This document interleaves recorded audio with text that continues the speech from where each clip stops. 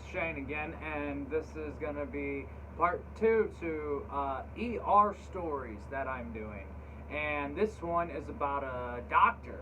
Yeah, a doctor at the ER. I come in, it's the last time I went to the ER. I refuse to go now. I will not go. I pretty much boycotted the ER. This was probably about 5 years ago, 5.5 years ago. I go in, I'm in excruciating pain. And I get this lady, this new age doctor, and I've always got the older gentlemen or older ladies, and they give you the old school stuff that they know that works, they've been using for over 30 years. This lady hears that I show up every 2 weeks to get pain meds because there's nothing that works for me. At this point, I've failed everything. There's nothing for them to try. My neurologist, my pain clinics, they all basically tell me when I can't handle the pain, go to the ER and basically get what I've been getting. So I go to get what I've been getting because that's what the doctors tell me to do at this point till, well, science comes up with some sort of option for me, which hasn't happened yet. Still waiting. I'm 59 months into this migraine, but I'll get to that later. So anyway, I'm at the hospital, and I get the lady, and she comes in, and she looks at my chart, and she goes, "Wow, you're here quite often, every 2 to 3 weeks." And I said, "Yeah, I have a 13 and a half month migraine, and it's not going away, and my doctors are trying everything they can do."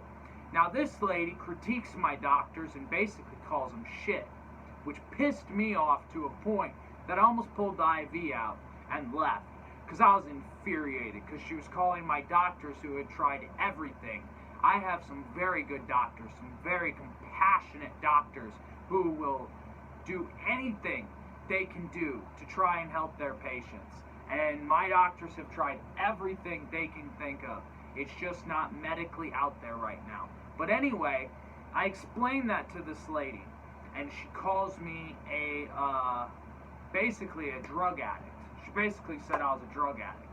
And I said, no, I'm a kid who's in massive amounts of pain, and my doctors have no answers, and neither do the ER doctors, nor do the specialists in Waterloo, in Minnesota, in Ohio.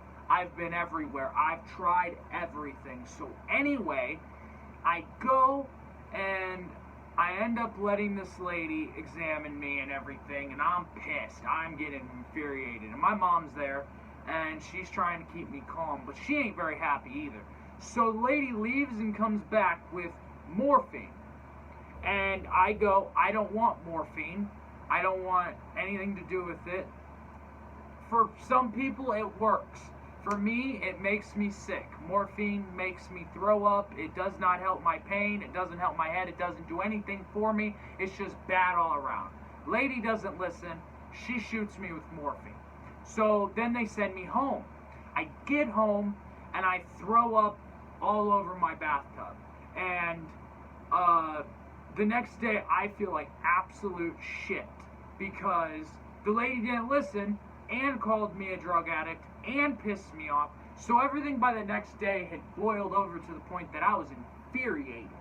So, point of this is a little less funny, a little more stupidity.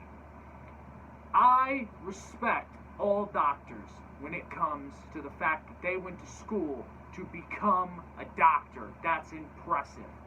But when you treat your patients like they are complete wastes of time, you're really shitty at what you're doing.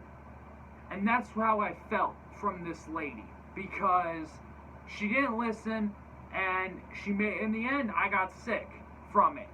So when you go and you are at an ER and there is even a doctor who's telling you something and you know it's going to make you sick, or you know that it's not good for you, don't let them do it. Because I allowed a lot of doctors to do a lot of different things when it came to trying to get rid of these migraines. that I probably shouldn't have. And I will talk about some of the other meds and stuff that I have had over the course of these years in my next video. But for now, that's it. Thanks for watching.